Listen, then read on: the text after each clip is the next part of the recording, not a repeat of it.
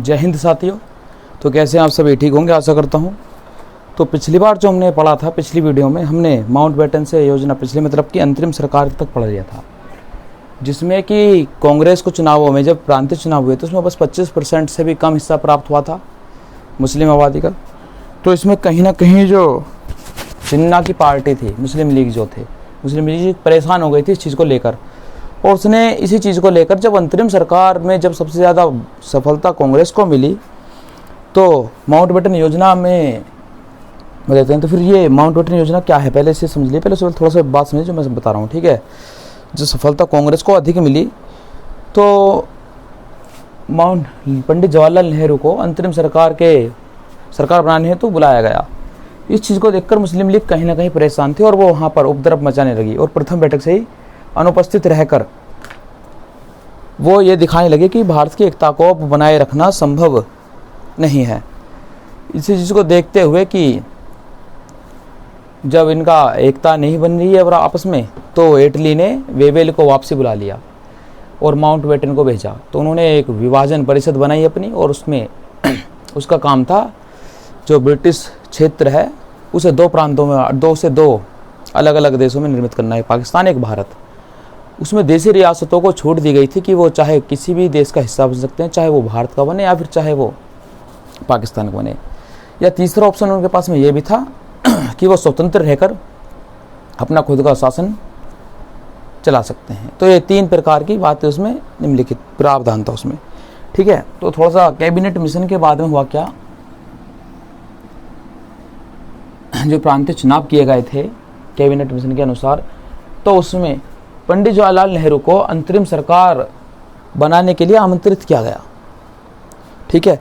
लेकिन इसमें मुस्लिम लीग जो थी वो परेशान हुई इस चीज़ से कहीं ना कहीं, और मुस्लिम लीग ने 16 अगस्त 1946 को 16 अगस्त 1946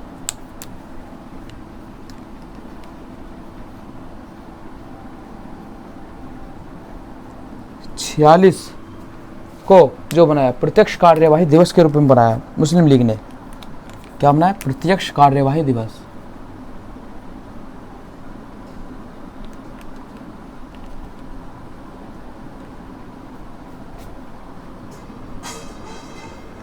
क्या पूछ रहा था, कौन सा दिन मुस्लिम लीग द्वारा बनाया गया प्रत्यक्ष कार्यवाही दिवस के रूप में? तो 16 अगस्त 1946 को, क्योंकि जो अंतरिम सरकार बनाने हेतु पंडित जवाहरलाल नेहरू को आमंत्रित किया गया था, और यहीं पर ही इस चीज़ से मुस्लिम लीग कहीं ना कहीं खपा थी कि उनको इतनी वरीयता ना दी जाकर उन्हें दी गई। अब कायदे की बात हुई कि भैया जब उन्हें वे ज़्यादा सीट जीते हैं तो उन्हें तो वरीयता मिलेगी, ज़्यादातर सरकार बनाने के लिए उन्हें आमंत्रित किया जाएगा सबसे पहले नंबर पर। तो यहाँ पर ये बनाया गया, और जिससे पूरे देश में क्या हुआ, इससे सांप्रदाय, इससे हुआ क्या, प्रत्यक्ष कार्यवाही, इससे उन्होंने पूरे देश में भीषण दंगे करवाए मुस्लिम लीग ने, अपने पूरे देश में भीषण दंगे करवाए मुस्लिम लीग ने। और संविधान की पहली सभा की जो बैठक थी उसमें ही अनुपस्थित रहे वो, और इसमें क्या, पहली बैठक से ही अनुपस्थित रहे, और ये बता दिया कि यह संदेश एक हिसाब से उन्होंने दे दिया कि हम भारत की एकता को बनाए रखना संभव नहीं है, ठीक है। इस चीज़ को देखते हुए 20 फरवरी 1947 को ब्रिटिश प्रधानमंत्री इटली ने यह घोषणा की कि 30 जून 1948 से पहले 20 जून को घोषणा की थी, ठीक है। 20 फरवरी 1947 को यह घोषणा की थी कि 30 जून 1948 से पहले जो ब्रिटिश सरकार है वो भारतीयों को उनकी सत्ता सौंप देगी। तो घोषणा कब हुई थी, इसे भी लिख लीजिएगा आप। 20 फरवरी 1947 को घोषणा की थी इटली ने, ठीक है जी, कि 30 जून 1948 से पहले भारतीयों को शासन मिल जाएगा, ये बात लिखी थी। इसमें घोषणा हुई थी, यहाँ पर घोषणा का दिन है आपका,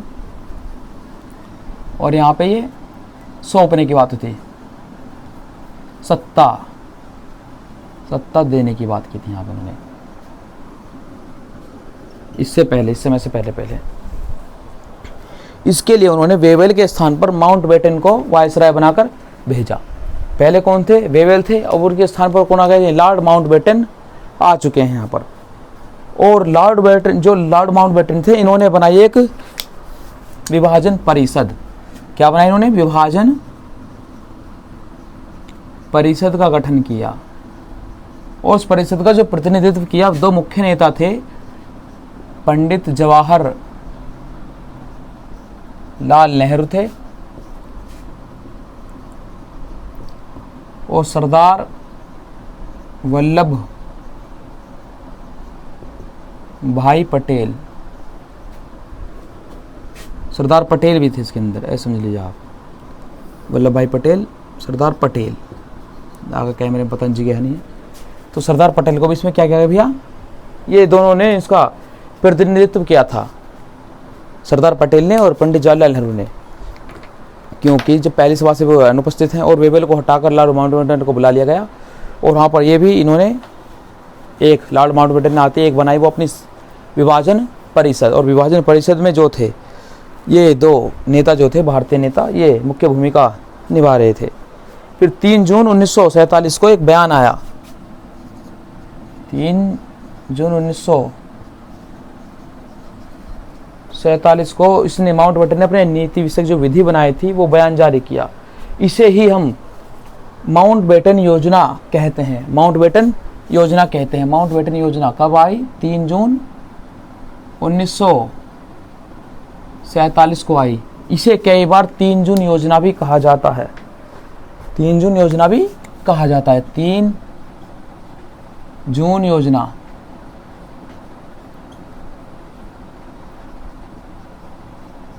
कई बार पूछ सकता है कि 3 जून योजना किसे कहा जाता है, तो लॉर्ड माउंटबेटन ने 3 जून को अपनी पूरी समिति में बैठकर बातचीत हुई, उसका जो परिणाम निकाला, निष्कर्ष निकाला, उसी कहा गया माउंटबेटन योजना या 3 जून योजना। क्योंकि ये तारीख को थी 3 जून को, तो इसलिए से इस तारीख के अनुसार 3 जून योजना भी कहा जाता है।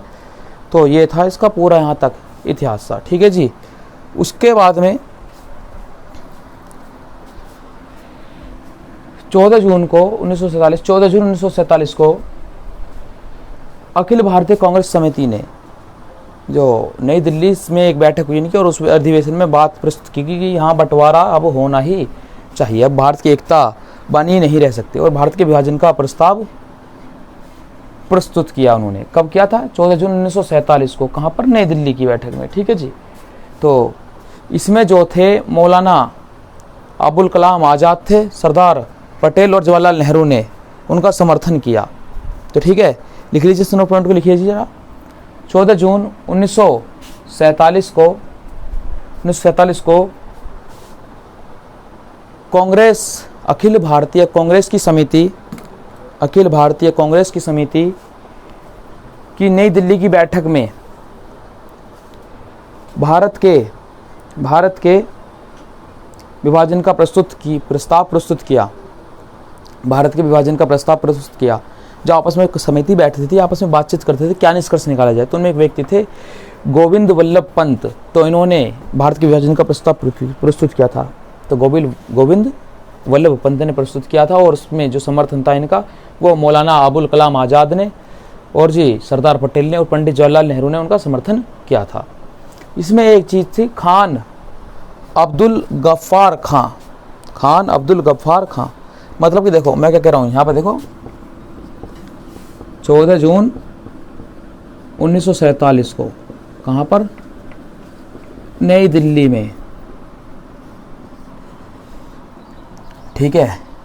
व्यक्ति का नाम था गोविंद वल्लभ पंत।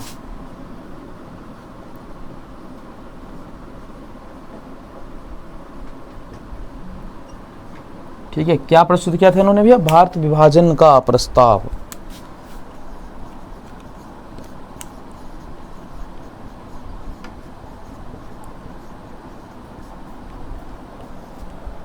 और जो इनका समर्थन किया था विभाजन के लिए,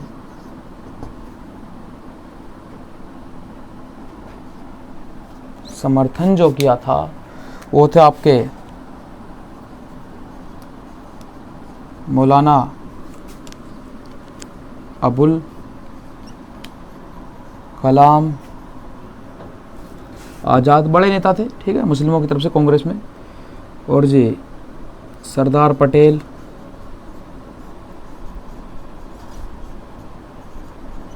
नेहरू जी ने भी किया था। ठीक है जी, ये इनके पक्ष में रहे यहाँ पर। और जो इनके विरोध में बिल किया था, तो विरोध जो इनके विरोध में मत, क्योंकि कमेटी थी तो उनके मतों से होता था काम।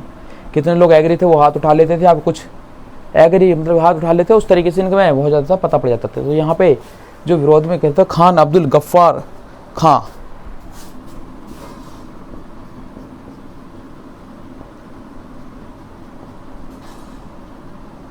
ये बड़े नेता थे मुस्लिमों के। इन्हें एक और चीज भी, ये क्वेश्चन आ चुका है, इन्हें सीमांत गांधी भी कहा जाता है। सीमांत गांधी, खान अब्दुल गफ्फार खां को सीमांत गांधी भी कहा जाता है। तो उन्होंने विरोध में मत डाला था इसके। ठीक है जी, तो ये चीज़ें रही। जब दिल्ली में जो इनकी बैठक हुई उस चीज़ में ये परिणाम निकल कर ये इनके विरोध में रहे। ठीक है जी, फिर उसके बाद में ये पुल में आके ये इस योजना में ये सफल रहा कि भारत को दो स्वतंत्र या दो संप्रभु देशों में विभक्त किया जाएगा, राष्ट्रों में। पहला भारत, दूसरा पाकिस्तान। और बंगाल पंजाब के विभाजन को लेकर मतदान कराया जाएगा। ठीक है, जनमत संग्रह कराया जाएगा, मतलब मतदान का मतलब जनमत संग्रह कराया जाएगा। और देशी रियासतों को अपनी इच्छा के अनुसार भारत में या पाकिस्तान में या फिर स्वतंत्र रहकर अपना शासन चलाने के लिए स्वतंत्रता दी जाएगी। वो किसी में चाहे तो शामिल हो सकती हैं किसी राष्ट्र में, या फिर उनकी मर्जी है वो किसी राष्ट्र में शामिल होना नहीं चाहती तो अपना अलग भी शासन चला सकती हैं। ये उस चीज़ में कुल मिला के बैठ के बात निकली। ठीक है, अब इसी योजना को कांग्रेस ने और मुस्लिम लीग ने तथा अन्य सभी दलों ने स्वीकार किया कहीं ना कहीं, और इस योजना को रूप देने के लिए मंजूरी दे दी अपनी। और यही इसके बाद में इसी चीज़ के आधार पर जब यहाँ पर मंजूरी मिली तो इसी के आधार पर पारित हुआ भारत स्वतंत्रता अधिनियम 1947।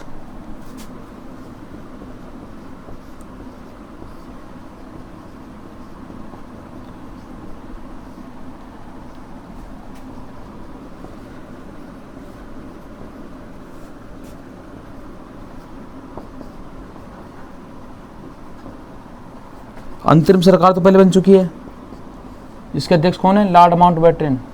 ठीक है जी, तो फिर कार्यकारी जो परिषद थी, ठीक है भैया जी, उन्हें कुछ समय तक ही बनाया गया था। ठीक है, तो कुछ समय तक ही बनाया गया था। उसके बाद 15 अगस्त 1947 को जब भारत बन चुका था तो उसके बाद चक्रवर्ती राजगोपालचारी को इनका अध्यक्ष बना दिया गया था, इसका अध्यक्ष बना दिया गया था कार्यकारी परिषद का। ठीक है जी, लिखेंगे अगला थोड़ा सा यहाँ पे विधेयक के बारे में जानने थे थोड़ा सा हम। ठीक है, तो उसमें लिख लीजिए पहले आप जरा स्वतंत्रता पश्चात, वो स्वतंत्रता पश्चात है तो भारत स्वतंत्रता अधिनियम 1947। चलिए, अब यहाँ पर जो थे, क्योंकि विधेयक में पहली बात हो चुकी थी, ये सभी बातें ऊपर लिखित हो चुकी है कि भारत का विभाजन होना तय है, क्योंकि जो मुस्लिम लीग थी वो कहीं नहीं भी भाईचारा बनाना नहीं चाहते थे बिल्कुल भी। वो सांप्रदायिक दंगे करा रही है अपने पाकिस्तान की मांग के लिए, और भी बहुत सारी चीज़ों से परेशान करके उसने रख रखा है। ठीक है, तो इसके आगे हुआ क्या कि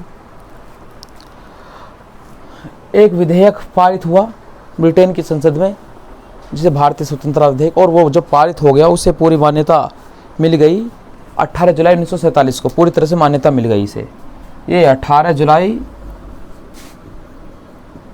1947 को स्वीकृत हो गया ब्रिटेन की संसद में, स्वीकृत हो गया वहाँ पर ये। ठीक है जी, और जब स्वीकृत हो गया तो यहाँ पे इसमें प्रावधान ये था कि 15 अगस्त को दो डोनिम राज्य, 14 और 15 अगस्त, याद रखना 14 और 15 अगस्त को दो डोनिम राज्य पाकिस्तान और भारत का, ये भारत की स्थापना की गई। 14 अगस्त को पाकिस्तान, 15 अगस्त को भारत। ये पहली बात तो ये थी इसके अंदर लिखी। दूसरी बात लिखेंगे कि दोनों राष्ट्रों के लिए अलग अलग गवर्नर जनरल नियुक्त किए जाएंगे, क्योंकि दो राष्ट्र हैं तो फिर अलग अलग दोनों क्या होंगे? गवर्नर जनरल होंगे। भारत में लॉर्ड माउंटबेटन को गवर्नर जनरल बनाया गया तथा पंडित जवाहरलाल नेहरू को प्रधानमंत्री बनाया गया। ठीक है जी, तो भारत के अंदर जो गवर्नर जनरल बने वो लॉर्ड माउंटबेटन थे, और जो प्रधानमंत्री थे वो जवाहरलाल नेहरू थे। जबकि वहीं पाकिस्तान की हम बात करते तो पाकिस्तान में मोहम्मद अली जिन्ना को गवर्नर बनाया गया और लियाकत अली को प्रधानमंत्री बनाया गया। तो चीज़ें याद रखना कि भारत के पहले गवर्नर कौन थे, स्वतंत्र भारत के पहले गवर्नर थे लॉर्ड माउंटबेटन, और प्रधानमंत्री कौन थे, पंडित जवाहरलाल नेहरू। हालांकि चुनाव द्वारा नहीं है अभी, वो चुनाव 1951 में होंगे, आगे चल के पता पड़ जाएगी उसमें, ठीक है। मगर पाकिस्तान के पहले गवर्नर कौन थे, तो मोहम्मद अली जिन्ना थे, और जो वहाँ के प्रधानमंत्री थे वो लियाकत अली थे, ठीक है जी। ये चीज़ें वहाँ थी आपकी। अब दोनों देशों के लिए अलग अलग संविधान सभा बनाए जाने का प्रस्ताव भी इसमें था कि अलग अलग दोनों देश की संविधान सभा अलग अलग होंगी, और जो वर्तमान संविधान से जो संविधान भारत का बन रहा है, नए संविधान लागू होने तक ही वे विधानमंडल के रूप में भी कार्य करेगी। संविधान सभा के रूप में भी कार्य कर रही है वो, और वही विधानमंडल के रूप में भी कार्य कर रही है। किस अधिनियम के तहत, 1935 के अधिनियम के तहत कार्य करेगी। मतलब कि विधि के, देखिए सरकार बन चुकी है, वो कह रहे हैं कि सरकार जो ये बनी है भारत की, नया संविधान बनने तक यह संविधान सभा के रूप में कार्य भी करेगी, और विधि बनाने वाली सरकार के रूप में भी कार्य करेगी। और यहाँ पर जो, क्योंकि भारत छोटे छोटे उसमें रियासतों में बटा पड़ा था, तो वहाँ पर रियासतों को स्पेशल छूट दी गई, वो चाहे तो भारत में शामिल हो सकते हैं या फिर पाकिस्तान में, या फिर उन्हें स्वतंत्र रहने का पूरा अधिकार, चाहे तो स्वतंत्र भी रह सकते हैं। तो ये सभी घटनाएं गुजरी थी उस दौर से, ठीक है जी। और यहाँ पे जो ब्रिटिश क्राउन था, उसने देशी रियासतों पे से अपना जो प्रभुत्व संपन्न था वो भी समाप्त कर दिया गया, और भारत के मंत्री पद का पद भी समाप्त कर दिया गया। तो भारत का मंत्री पद कब समाप्त हुआ, जब भारत का स्वतंत्रता अधिनियम आया था, ठीक। और लिखेंगे दोनों राष्ट्रों को अपनी अपनी संविधान सभा बनाने का और अपने संविधान को निर्माण करने का अधिकार दिया गया, और दोनों को कॉमनवेल्थ यानी कि राष्ट्रमंडल से पृथक होने का अधिकार भी दे दिया गया, कि चाहे तो कॉमनवेल्थ में शामिल रहें या फिर चाहे उससे अलग हो जाएं। क्योंकि आपको बताओ कॉमनवेल्थ की जो गेम्स है, कॉमनवेल्थ जो गेम्स है, उनकी भी शुरुआत कहाँ होती है, वो जो कहाँ किन किन देशों में होते हैं, जो देश कहीं ना कहीं ब्रिटिश के गुलाम रह चुके हैं, या जहाँ पर ब्रिटिश का शासन रहा है, वो राष्ट्रमंडल के सदस्य हैं, जिनमें से भारत भी एक है, ठीक है। तो इसलिए वो बात अलग है। हालांकि अमेरिका और जापान दो देश हैं जो कॉमनवेल्थ में नहीं आते। क्यों नहीं आते, देखिए, जबकि जापान तो पहले तो गुलाम बना ही नहीं। दूसरी बात, जो अमेरिका है वो सुपर पावर है, तो वो किसी की बात क्यों माने, वो ये दिखाने के लिए भी कॉमनवेल्थ को नहीं स्वीकार करता है, ठीक है। तो यहाँ तक सुनिए भैया, तो ये बन गया आपका। अब जो है जी लिखेंगे स्वतंत्रता पश्चात अंतरिम मंत्रिमंडल। जो अंतरिम मंत्रिमंडल था उसमें कौन कौन सदस्य थे, आप लिख लीजिए जरा। जो मंत्रिमंडल बना है ये, क्योंकि भारत आया था कि मंत्रिमंडल क्या बना है, उसमें कौन कौन सदस्यों को लिखेंगे। पहला लिखेंगे चक्रवर्ती राजगोपालचारी, ये अध्यक्ष रह चुके थे, अध्यक्ष थे मतलब कि इन्हें बनाया गया। पंडित जवाहरलाल नेहरू, अगला इसके लिखेंगे कौन कौन से पद प्राप्त थे, ये उपाध्यक्ष थे, प्रधानमंत्री थे, विदेश कॉमनवेल्थ संबंध तथा वैज्ञानिक शोध, जिनके पास विभाग थे, प्रधानमंत्री पद था इनके पास में। सरदार वल्लभ भाई पटेल, गृह सूचना और प्रसारण मंत्री, होम मिनिस्टर थे भी ये, ठीक है जी। डॉक्टर भीमराव अंबेडकर, ये विधि मंत्री थे। सरदार बलदेव सिंह रक्षा मंत्री थे। तो पूछ लेता है कई बार कि रक्षा मंत्री कौन थे, ठीक है, स्वतंत्रता के बाद जो मंत्रिमंडल बना उसके कौन थे, सरदार वल्लभ पटेल। और डॉक्टर राजेंद्र प्रसाद खाद्य एवं कृषि मंत्री थे। मौलाना अबुल कलाम आज़ाद, ये शिक्षा मंत्री थे। डॉक्टर जॉन मथाई, ये रेलवे एवं परिवहन मंत्री थे। बाबू जगजीवन राम, ये श्रम मंत्री थे। देखिए इनका काम बिल्कुल पहले जैसे सेम है, जो अंतरिम सरकार में था वही इनका अब है बाद वाली में भी, ठीक है। H.C. भाभा, वाणिज्य मंत्री।